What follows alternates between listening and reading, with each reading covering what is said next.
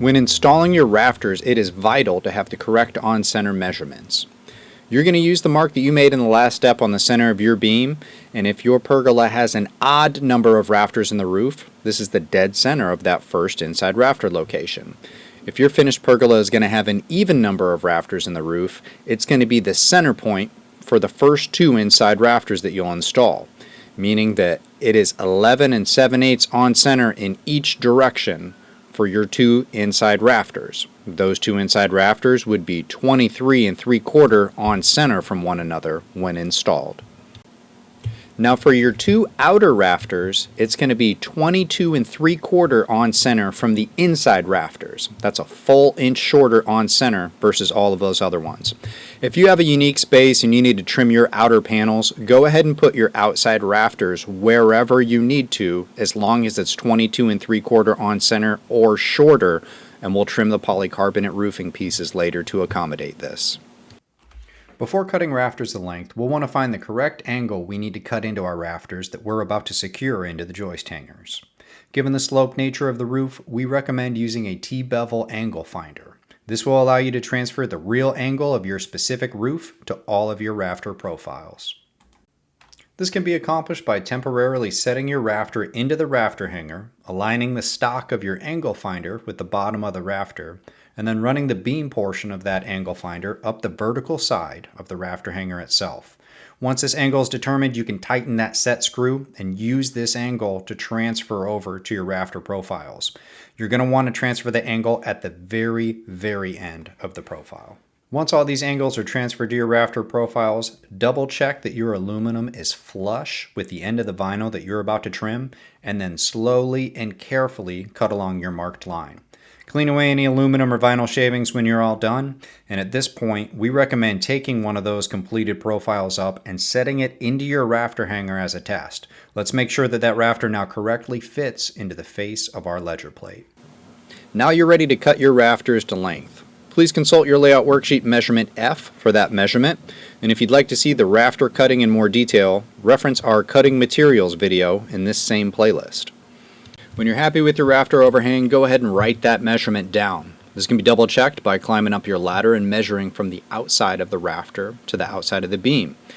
A little pro tip here as well, this is a good spot to take your dull pencil and mark where that rafter is going to sit on your beam. So our guys typically make two little marks on the side of the rafter, one on the inside of that beam, one on the outside of that beam, and that'll help you set it up in the same exact place to ensure your same overhang. The last marks we're going to make on this rafter are going to dictate where the rafter installs into the beam. So these are going to be made on the very top of the rafters. The first mark is 1 inch further in from whatever our desired overhang is, and the second one is 7 inches further in from our desired overhang. So our install guide says if your rafter overhang desired was 24 inches, you'd make a mark 25 inches and 32 inches in on that rafter. Now that we're done marking up our rafter, we can double check these measurements by taking the piece up on top of the roof and laying it down on the beam. Ensure that our marks on the side of the rafter line up to the beam, our mark on top of the rafter lines up with the center of the beam where it'll attach into it, and that our rafter overhang is correct as well. After confirming all of these marks line up, go ahead and measure and mark out all of your additional rafters. Now you're ready to drill, but before you do so, please double check that your aluminum insert is centered on the inside of the vinyl. Your drilling here is going to utilize a vary bit. You're going to go straight through the vinyl, straight through the aluminum on the top of that rafter. No one is ever going to see this hole again, and it's going to sit right under the polycarbonate roofing. So it can be as big or small as need be. Just make sure that it's got enough wiggle room to get your drill extension in there when you go to attach the bottom of your rafter to the top of that existing beam. We highly recommend installing your outside rafters first. So let's get your first outside rafter up and attached into the home or building side of the roof. To do this, you're going to use your fasteners labeled in the baggie called rafter to hanger to secure them into place. We want you to ensure that your aluminum is flush with the end of your vinyl on this side before fastening into the hangers, meaning when these fasteners go through, we want them biting through the aluminum on the inside of the rafters going into the joist hanger itself. Once secured on the structure side, let's move out to the other end of the pergola with your higher beam that's already been installed, and taking an extension in the screws labeled rafter to beam, go ahead and fasten that rafter down.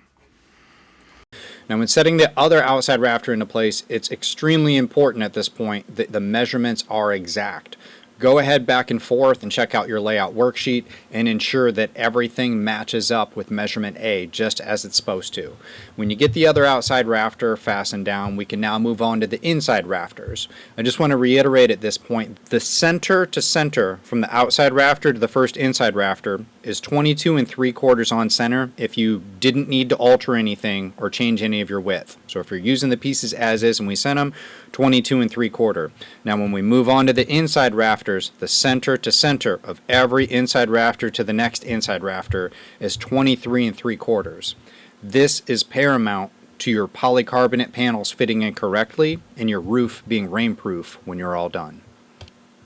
We recommend going slow here, installing one rafter at a time and double and triple checking those on-center measurements before you move on to the next one. This is the last time we can reiterate, these are the measurements that need to be precise on your pergola roof to ensure everything is rainproof. Once your rafters are all installed, you can finish with your lower beam. If you have an attached unit, there's only going to be one lower beam. A freestanding unit, you're going to have two lower beams to install.